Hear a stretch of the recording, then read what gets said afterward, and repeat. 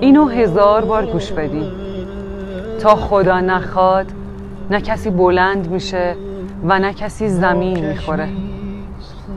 هر کسی نون دلش رو میخوره. تو این دنیا هر چیزی که بریزی تو آشت همون میاد تو کاست. باور کنید با خاموش شدن چراغ خونه کسی چراغ ما پرنورتر نمیشه. پس بیاین خوب همو بخوایم. جهان بس فتنه خواهد دید. بغل کن بالشت را، بعد از این او بر نمی گردد. بهار مملو از گلهای خوشبو بر نمی گردد. خودت دستی بکش روی سرت، خود را نوازش کن. سرانگشتی که میزد شانه بر مو بر نمی گردد.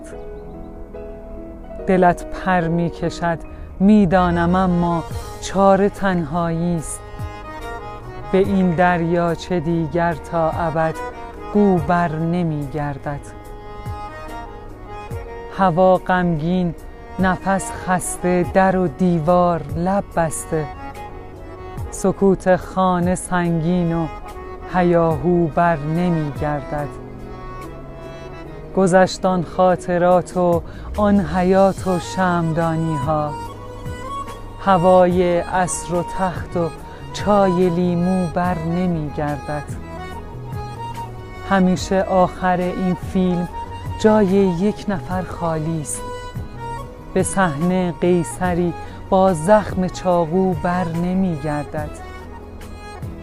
نوشتی تا خدا حافظ به روی شیشه های مهر. خدا هم گریه کرد از جمله او بر نمی گردد. Eşittim hoş değil halim. Eşittim ağlısan, ağla. Fakat her neymisən lütfen bu eşkin hürmətin saxla. Sənin mənsiz çıxıb getmən məni bir ömürlük yıxdı. Daha 40 gündür sən yoxsan, bu eşkin 40'ı da çıxdı. Bir həftə gözlədim bəlkə gələrsən, gəlmədin zalim.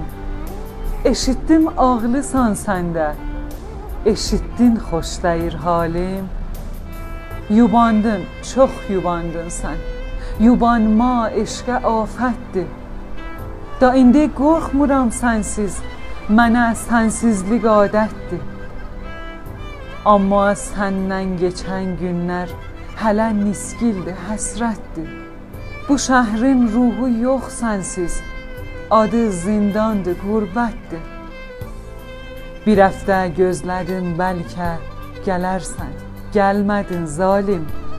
Eşitdim ağlısan səndə, eşitdin xoş deyir halim.